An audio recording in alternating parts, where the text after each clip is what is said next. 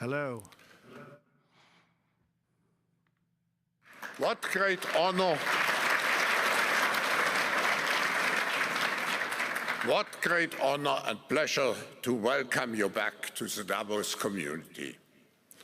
Just 4 days into your new mandate, we highly appreciate your presence with us today. We wish you all the best as you take on your critical work ahead. The global challenges we face today are monumental. The importance of American leadership and your personal leadership in this regard is fundamental and paramount. We are here to hear your vision and policies related to revitalizing the economy and addressing the global challenges. As you might expect, Mr. President, your return to office and your forthcoming policies have been at the focus of our discussions this week. The discussions among 3,000 political and business leaders from over 130 countries who came together here in Davos. We look forward to hearing first from you and then to the follow-up discussion with business leaders, moderated by my colleague, Børge Brende. Ladies and gentlemen, the President of the United States, Donald J. Trump.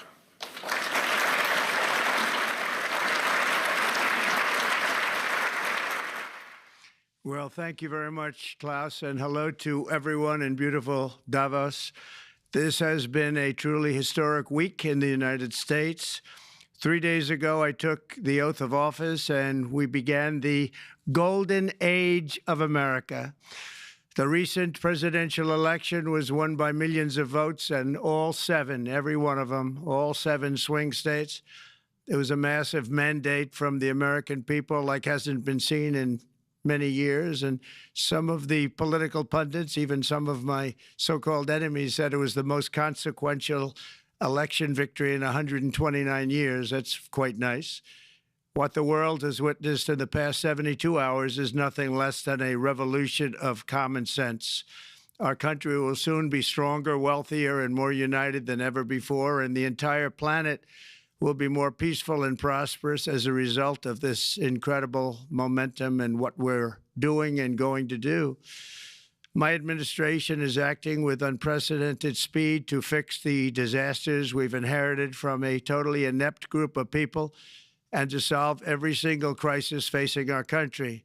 This begins with confronting the economic chaos caused by the failed policies of the last administration.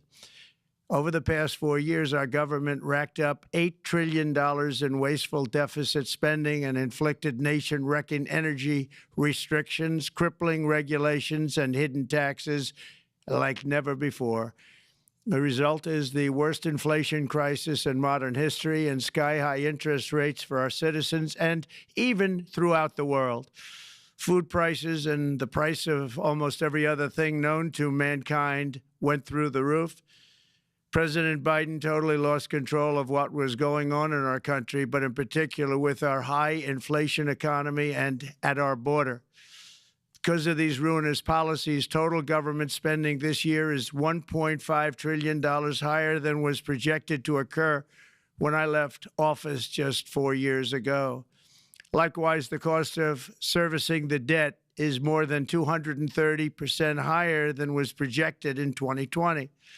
The inflation rate we are inheriting remains 50% higher than the historic target. It was the highest inflation probably in the history of our country. That's why from the moment I took office, I've taken rapid action to reverse each and every one of these radical left policies that created this calamity, in particular with immigration, crime, and inflation. On day one, I signed an executive order directing every member of my cabinet to marshal all powers at their disposal to defeat inflation and reduce the cost of daily life.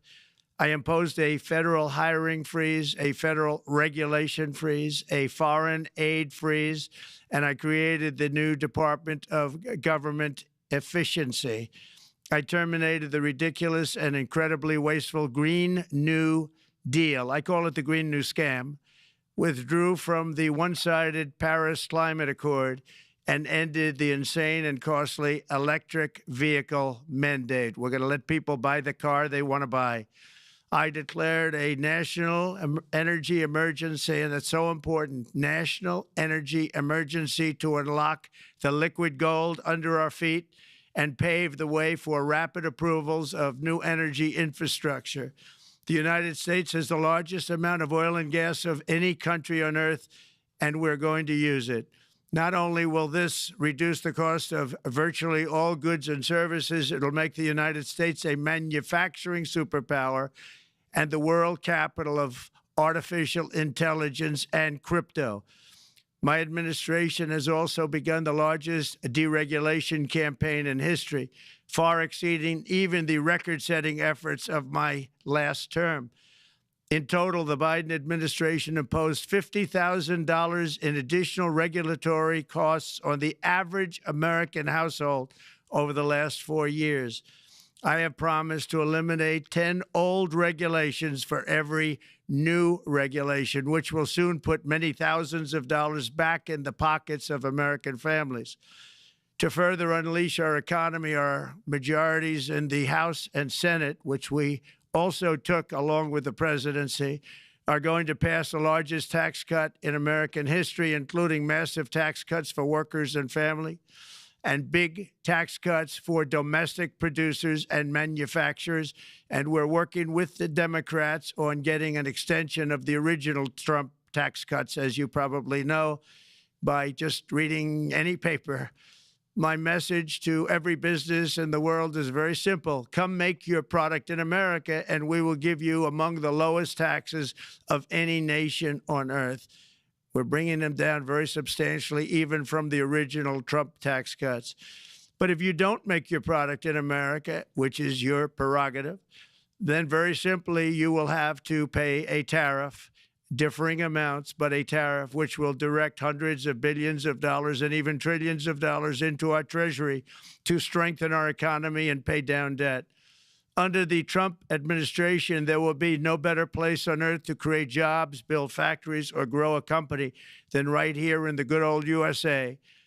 Already, Americans' economic, you can see this, I think, maybe even in your wonderful, wonderful room that you're all gathered together, so many of my friends, but Americans, the economic confidence is soaring like we haven't seen in many, many decades, maybe not at all. Upon my election, it was just announced that small business optimism skyrocketed by 41 points in a single month. That's the highest ever. There's never been anything like that. SoftBank has announced between a $100 and $200 billion investment in the U.S. economy because of the election result. And just 2 days ago, Oracle, SoftBank, and OpenAI announced a $500 billion investment in AI infrastructure. Other companies likewise have announced billions and billions and billions, adding up to trillions of investment in America, in the United States. And it's also reported today in the papers that Saudi Arabia will be investing at least $600 billion in America. But I'll be asking the Crown Prince, who's a fantastic guy, to round it out to around $1 trillion. I think they'll do that because we've been very good to them. And I'm also going to ask Saudi Arabia and OPEC to bring down the cost of oil. You got to bring it down, which, frankly, I'm surprised they didn't do before the election. That didn't show a lot of love by them not doing it. I was a little surprised by that. If the price came down, the Russia-Ukraine war would end immediately. Right now, the price is high enough that that war will continue. You got to bring down the oil price. You got to end that war. They should have done it long ago. They're very responsible, actually, to a certain extent, for what's taking place. Millions of lives are being lost. With oil prices going down, I'll demand that interest rates drop immediately, and likewise, they should be dropping all over the world. Interest rates should follow us. All over, the progress that you're seeing is happening because of our historic victory in a recent presidential election. one that has become quite well known throughout the world. I think a lot of things are happening to a lot of countries. They say that there's light shining all over the world since the election, and even countries that we aren't particularly friendly with are happy because they understand what there is a future and how great the future will be. Under our leadership, America is back and open for business. And this week, I'm also taking swift action to stop the invasion at our southern border. They allowed people to come in at levels that nobody's ever seen before. It was ridiculous. I decided and declared to do, and very, very importantly, a national emergency on our border, immediately halted all entry of illegal border crossers, of which there were many, and began promptly returning the illegal trespassers back to the place from which they came. That action, as you've probably seen, has already started very strongly. I've deployed active duty U.S. military and National Guard troops to the border to assist in repelling the invasion. It was really an invasion. We will not allow our territory to be violated. After 4 long years, the United States is strong and sovereign and a beautiful nation once again. It's a strong, sovereign nation. In addition, I'm pleased to report that America is also a free nation once again. On day one, I signed an executive order to stop all government censorship. No longer will our government label the speech of our own citizens as misinformation or disinformation, which are the favorite words of censors and those who wish to stop the free exchange of ideas and, frankly, progress. We have saved free speech in America, and we've saved it strongly. With another historic executive order this week, I also ended the weaponization of law enforcement against the American people and, frankly, against politicians, and restored the fair, equal, and impartial rule of law. My administration has taken action to abolish all discriminatory diversity, equity, and inclusion nonsense. And these are policies that were absolute nonsense throughout the government and the private sector. With the recent yet somewhat unexpected great Supreme Court decision just made, America will once again become a merit-based country. You have to hear that word, merit-based country. And I've made it official, an official policy of the United States, that there are only 2 genders, male and female. And we will have no men participating in women's sports, and transgender operations, which became the rage, will occur very rarely. Finally, as we restore common sense in America, we're moving quickly to bring back strength and peace and stability abroad. I'm also going to ask all NATO nations to increase defense spending to 5% of GDP, which is what it should have been years ago. It was only at 2%, and most nations didn't pay until I came along. I insisted that they pay, and they did, because the United States was really paying the difference at that time, and it was unfair to the United States. But many, many things have been unfair for many years to the United States. Before even taking office, my team negotiated a ceasefire agreement in the Middle East, which wouldn't have happened without us, as I think most of the people in the room know. Earlier this week, the hostages began to return to their families. They are returning, and it's a beautiful sight, and they'll be coming in more and more. They started coming back on Sunday. Our efforts to secure a peace settlement between Russia and Ukraine are now hopefully underway. It's so important to get that done. That is an absolute killing field. Millions of soldiers are being killed. Nobody's seen anything like it since World War II. They're laying dead all over the flat fields. It's a flat field farmland, and there's millions of Russians and millions of Ukrainians. Nobody's seen anything like it since World War II. It's time to end it. And here in America, we have big events coming up. Next year, we have the 250th anniversary of America's founding. I'm so honored to be president during that. That's been a big event. They've been talking about it for 10 years. We also have the World Cup, and I understand Gianni's in the room. Infantino, he was very instrumental in helping us get it. He's there with you someplace, I think, and I want to thank him for that. And then we have the Olympics coming up, which I was instrumental in getting also in my first term. And who would have known that by skipping a term, I would get the Olympics? I was upset. I said, you know, I got the Olympics to come and I won't be president. But it turned out through a stroke of luck, or whatever you might call it, that I'm going to be president during the World Cup and the Olympics and the 250th anniversary. So that's going to be 3 big events. And we've accomplished more in less than 4 days. We have really been working 4 days than other administrations have accomplished in 4 years. And we're just getting started. It's really an amazing thing to see. And the spirit and the light over our country has been incredible. Under the last administration, our nation has suffered greatly, but we're going to bring it back and make it greater, bigger, stronger, better than ever before.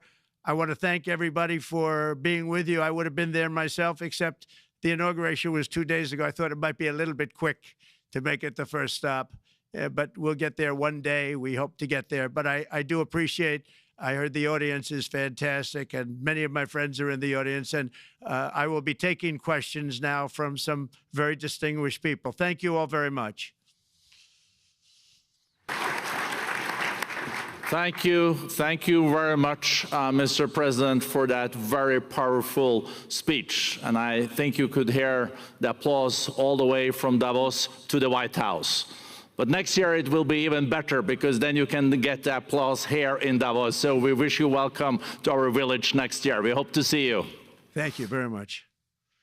So we also know, Mr. President, that you open up for interaction here. We have a great panel with some of the most distinguished business people in the world. Let me start with someone that you know really well, that I think is almost a neighbor of you in Florida. Mr. Steve Schwarzman, Chairman, CEO, and co-founder of Blackstone Group. So, Steve, floor is yours. Well, Mr. President, Hello, Steve. I'm sure the Crown Prince of Saudi Arabia will be really glad you gave this speech today. I hope so. You've had the busiest 4 days that anybody can imagine, and congratulations for that. My question is about some of the things I've observed here at Davos. It's a terrific forum. I've met lots of people, as usual. I think I've been here 30 years. And a lot of the European business people have expressed enormous frustration with the regulatory regime in the EU. And they attribute slower growth rates here because of numerous factors, but especially because of regulations. And you've taken a completely different approach in this area. And if you could explain the theory of what you're doing, how you're going to do it, and what you expect the outcome to be, I'd appreciate it. Well, thank you very much, and congratulations, Steve. You're a friend of mine, but on a great career. You have had an amazing career, and it continues. I just want to congratulate you. Very inspirational to a lot of people. I want to talk about the EU, because you mentioned specifically that I have also had a lot of friends and leaders of countries. I've gotten to know them all my first term and a little bit during this period of 4 years, and know them well, like them a lot, but they're very frustrated because of the time everything seems to take to get approved, environmental impact statements for things that you shouldn't even have to do that, and many, many other ways that it takes. And I'm going to give you a quick little example. In the private life, my beautiful private life, before I had all these things happening, the world is a little different. I had a nice, simple life. You knew that. But when I had that simple life, I did projects. And I had a big project in Ireland. And it had to get approval on something that would have made it even better. And I got the approval from Ireland in a period of a week. And it was a very, very, very efficient, good approval. And they informed me, though, the problem is you're going to have to get it from the EU, and we think that'll take 5 to 6 years. And I said, you have to be kidding. And this was before politics. And I said, wait a minute, it's not that important. I don't want to go 5 or 6 years, but it would have been a big investment. It would have been nice, and it would have been good for the project. And I sent the people to the EU to see if they could speed it up. And basically, it was a 5 or 6 year wait just to get a simple approval that Ireland gave me in a period of literally not much more than a week. And I realized right then, that was the first time I really was involved with the EU, but I realized right then that's a problem. And I didn't even bother applying to do it. Or if I did, I pulled it very quickly. I have to be very accurate because I don't want to be criticized. He did apply, actually. No, I want to be very accurate. So I don't think I did, but if I did, I pulled it very quickly. It was just something you couldn't wait 5 years or 6 years to get an approval. So a lot of, in a very big business sense, a lot of people are claiming that's the problem. From the standpoint of America, the EU treats us very, very unfairly, very badly. They have a large tax that we know about, and a VAT tax, and it's a very substantial one. They don't take essentially don't take our farm products, and they don't take our cars, yet they send cars to us by the millions.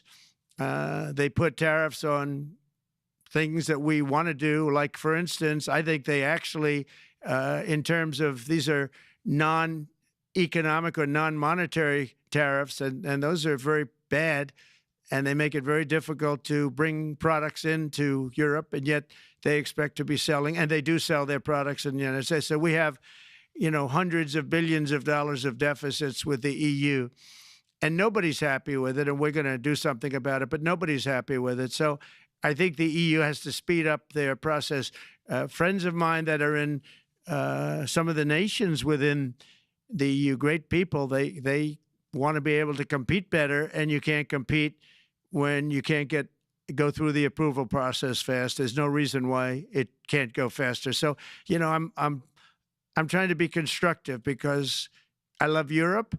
I love the countries of Europe, but the process is a very cumbersome one.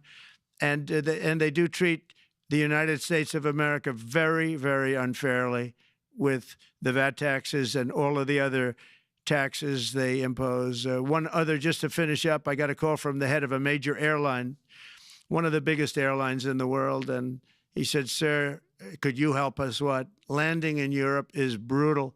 They charge us fees for everything, and it's so unfair. I said, how does it compare to China? He said, it's much worse. And the other thing, as you know, they took court cases with Apple, and they supposedly won a case that most people didn't think was much of a case. They won 15 or 16 billion from Apple. They won billions from Google. I think they're after Facebook for billions and billions. These are American companies, whether you like them or not. They're American companies, and they shouldn't be doing that. And that's, as far as I'm concerned, it's a form of taxation. So we have some very big complaints with the EU. Thank you.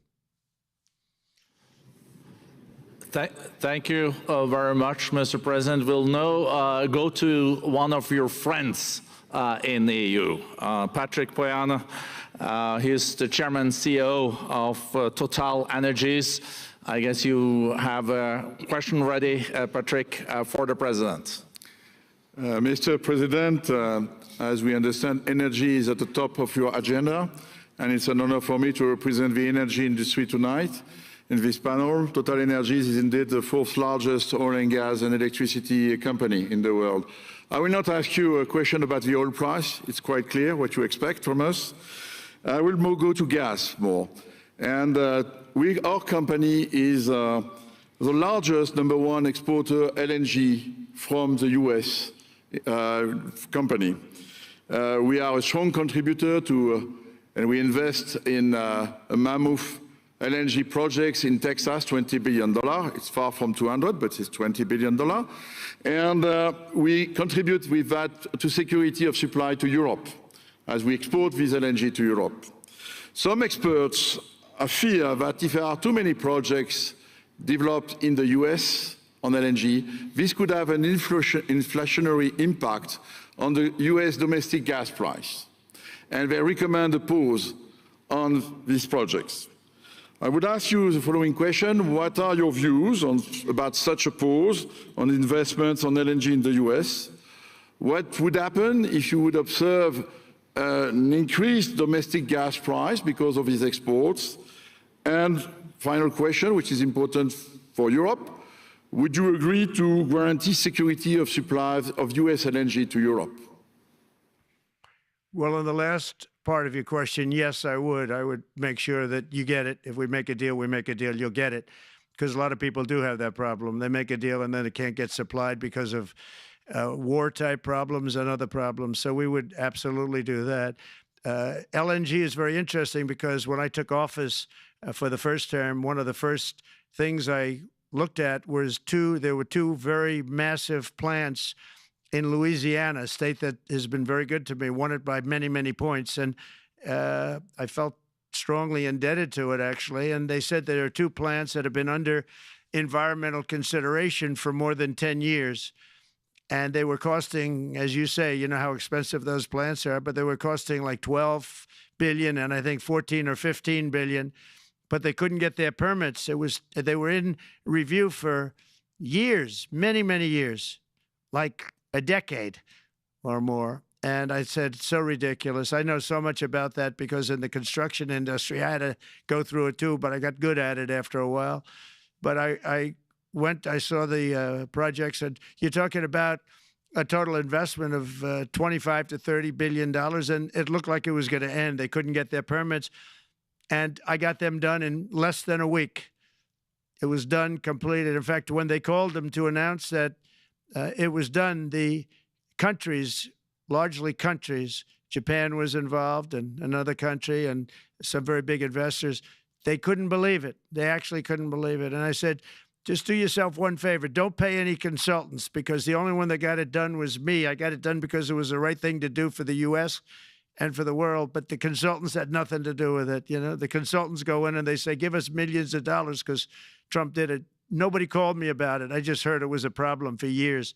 And I got it done because it was the right thing to do for the U.S. and the right thing to do for beyond. It had to do with energy, very important. So I think it's very important. I think I disagree with one. I think the more that you do, the lower the price is going to go. And what I'd like to see is rapid approvals. We're going to give very rapid approvals in the United States, like with the AI plants, talking to many people want to build them. That's going to be a very big thing. We're going to build electric generating facilities. They are going to build. I'm going to get them the approval. Under emergency declaration, I can get the approvals done myself without having to go through years of waiting. And the big problem is we need double the energy we currently have in the United States. Can you imagine? For AI to really be as big as we want to have it, because it's a very competitive, it'll be very competitive with China and others. So I'm going to give emergency declarations so that they can start building them almost immediately. And I think it was largely my idea because nobody thought this was possible. It wasn't that they were not smart, because they're the smartest. But I told them that what I want you to do is build your electric generating plant right next to your plant as a separate building, connected. And they said, wow, you're kidding. And I said, no, I'm not kidding. You don't have to hook into the grid, which is old and, could be taken out. If it's taken out, they wouldn't have any way to get any electricity. So we are going to allow them to go on a very rapid basis to build their plant, build the electric generating plant. They can fuel it with anything they want, and they may have coal as a backup, good, clean coal, If there were a problem with a pipe coming in, as an example, you're going with gas, oil or gas, and a pipe gets blown up or for some reason doesn't work, there are some companies in the U.S. that have coal sitting right by the plant so that if there's an emergency, they can go to that short-term basis and use our very clean coal. So that's something else that a lot of people didn't even know about, but nothing can destroy coal, not the weather, not a bomb, nothing. It might make it a little smaller, might make it a little different shape, but coal is very strong as a backup. It's a great backup to have that facility, and it wouldn't cost much more money. And we have more coal than anybody. We also have more oil and gas than anybody. So we're going to make it so that the plants will have their own electric generating facilities attached right to their plant. They don't have to worry about a utility. They don't have to worry about anything. And we're going to get very rapid approvals. Thank you. Thank you so much, Mr. President. We'll now go to another CEO that you know very well, Brian Moynihan, the CEO and Chair of Bank of America. Good afternoon, Mr. President, and congratulations and obviously an eventful week for you and your family. If you remember 5 years ago, you came here and we walked among 150 CEOs from all over the world and you engaged with them about your policies and your procedures. This year you're not here, and yet this week was eventful from the orders that you mentioned earlier, literally a wave of orders coming out on immigration, on trade, and many other matters. And so as a representative of the United States here, we got a lot of questions about what does all this mean and how would the president square this with his clear focus on growth, prosperity, market growth, stock market growth, a good bond market, and bringing down prices. So how do you think about the impact of all these orders and how fast they come out and how you're going to balance them with that scorecard of being successful in both continuing GDP growth, bringing down inflation, and also having a good stock price appreciation for the American citizen? Well, I think it's going to actually bring down inflation. It's going to bring up jobs. We're going to have a lot of jobs. We're going to have a lot of companies moving in. You know, Brian, we're at 21%. It was at 40%, and I got it down to 21%, the corporate tax. And it was actually, if you look at state and city, it was in many cases much higher than 40%. I got it down to 21%. And now we're going to bring it down from 21 to 15% if, there's a big if you make your product in the U.S. So we're going to have the lowest, just about the lowest rate. It'll be, the 21 is on the low side worldwide. The 15 is about as low as it gets. And by far the lowest of a large country, a large, you know, rich, powerful country by far, not even a contest. So we're going to bring it down to 15% if you make your product in the USA. So that's going to create a tremendous buzz. We're also probably going back to the one-year deduction where we deduct, you know, we did that originally, and that was amazing what the impact that had, the one-year deduction, which built up over a period of time, and then it expires.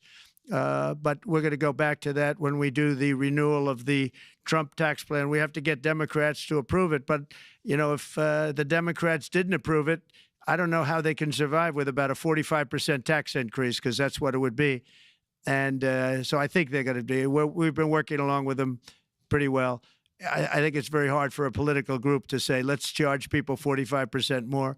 So I think we're in good shape. But we're actually doing a reduction for business and small businesses where you're going to bring it down to 15%, which is really something.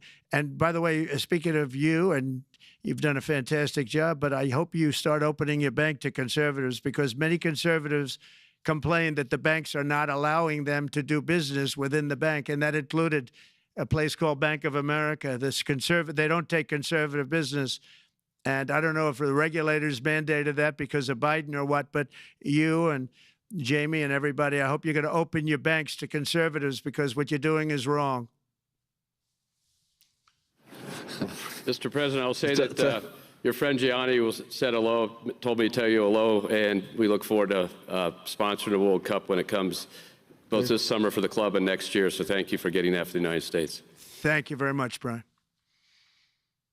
Thank you, Mr. President. We'll now go to Ana Butin. She's the Executive Chairman of Banco Santander, one of the big European banks, and also in the U.S. So, Ana. Mr. President, congratulations on a historic victory. Thank you. I believe you don't know me as well as my fellow panelists, so a few words. Santander is one of the largest banks in the world by number of customers, 170 million. That's more than my friend Brian or my friend Jamie have. Wow. And those... They fixed the regulation. That's coming, that's coming. That was cheeky. we're a big investor in the United States. We have many million customers, 12,000 employees. We're one of the largest auto lenders. And we recently launched a fully digital bank called Open Bank. We strongly believe banks have a pivotal role in the economy, and we can accelerate growth and help many more customers. That's what we're doing in the United States. So, as Brian pointed out, we very much welcome your focus on deregulation and reducing bureaucracy. So my question is, what are your priorities in this regard, and how fast is this going to happen?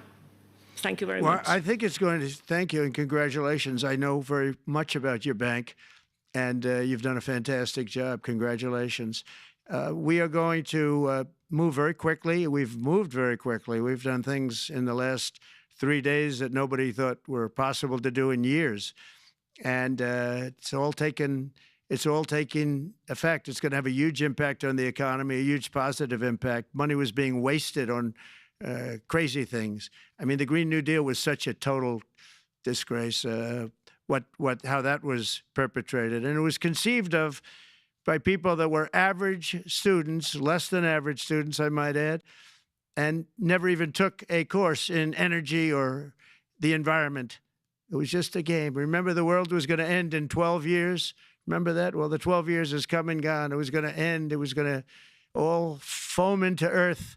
But, you know, the time has come. These people, and they really scared the Democrats large. I can't say the Republicans. The Republicans maybe could have fought harder to stop it, but it's been a tremendous waste of money. You know, during my 4 years, we had the cleanest air, we had the cleanest water, and yet we had the most productive economy in the history of our country. We had the most productive economy. Until COVID came, we had the most productive in the history of our country by far.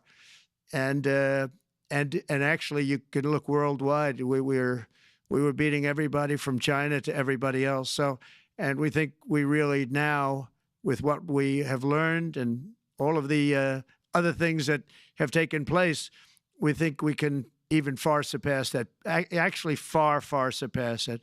But we do, one thing we're going to be demanding is we're going to be demanding respect from other nations. Canada, we have a tremendous deficit with Canada. We're not going to have that anymore. We can't do it. I don't know if it's good for them. As you probably know, I say you can always become a state. And if you're a state, we won't have a deficit. We won't have to tariff you, et cetera, et cetera. But Canada has been very tough to deal with over the years, and it's not fair that we should have a $200 billion or $250 billion deficit. We don't need them to make our cars, and they make a lot of them.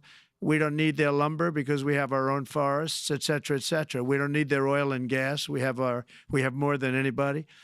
So, you know, just as an example, with Mexico, we're dealing with Mexico, I think, very well. And we're just, you know, we just want to be treated fairly with other nations because there's hardly a nation in the world, and I blame this on us, and I blame it on politicians that, for some reason, mostly it's stupidity, but you could also say other reasons, but mostly stupidity. They've allowed other nations to take advantage of the U.S., and we can't allow that to happen anymore. You know, we have debt.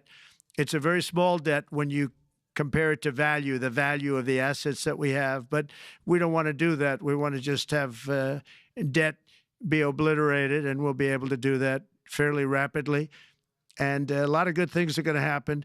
And honestly, good things are going to happen for the world, and good things are going to happen for the people that are dealing with us, allies and beyond allies. One thing very important, I really would like to be able to meet with President Putin soon and get that war ended. And that's not from the standpoint of economy or anything else. It's from the standpoint of millions of lives are being wasted. Beautiful young people are being shot in the battlefield. You know, the bullet, very flat land, as I said, and the bullet goes, there's no hiding. And a bullet, the only thing going to stop the bullet is a human body. And you have to see, I've seen pictures of what's taken place. It's a carnage, and we really have to stop that war. That war is horrible.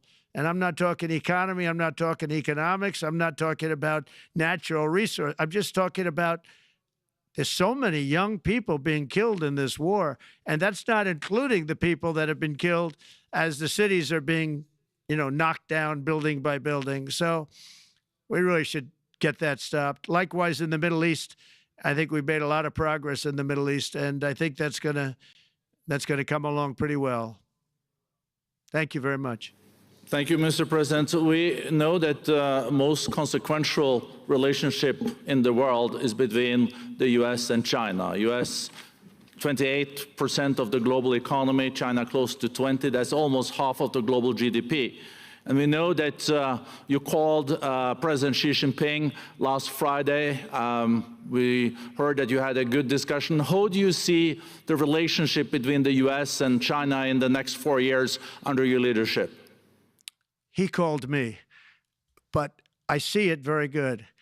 I think that we're going to have a very good relationship. All we want is fairness. We just want a level playing field. We don't want to take advantage. We've been having massive deficits with China. Biden allowed it to get out of hand. He's $1.1 trillion deficit. It's ridiculous. And it's just an unfair relationship. And we have to make it just fair. We don't have to make it phenomenal. We have to make it a fair relationship. Right now, it's not a fair relationship. The deficit is massive, as it is with other countries, a lot of Asian countries, actually. But we have deficits that are very big, and we can't keep doing that. So we're not going to keep doing that. But I like President Xi very much. I've always liked him. We always had a very good relationship. It was very strained with COVID coming out of Wuhan.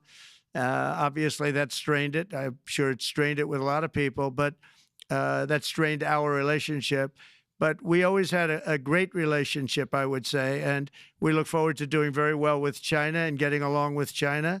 Hopefully, China can help us stop the war with, in particular, Russia, Ukraine. They have a great deal of power over that situation, and we'll work with them. And I mentioned that during our phone conversation with President Xi. And hopefully we could work together and get that stopped. We'd like to see denuclearization. In fact, with President Putin, prior to an election result, which was frankly ridiculous, we were talking about denuclearization of our two countries, and China would have come along. China has a much smaller, right now, nuclear armament than us, or field than us, but they're going to be catching it at some point over the next 4 or 5 years. And I will tell you that President Putin really liked the idea of cutting way back on nuclear. And I think the rest of the world, we would have gotten them to follow. And China would have come along, too. China also liked it. Tremendous amounts of money are being spent on nuclear. And the destructive capability is something that we don't even want to talk about today because you don't want to hear it. It's too depressing.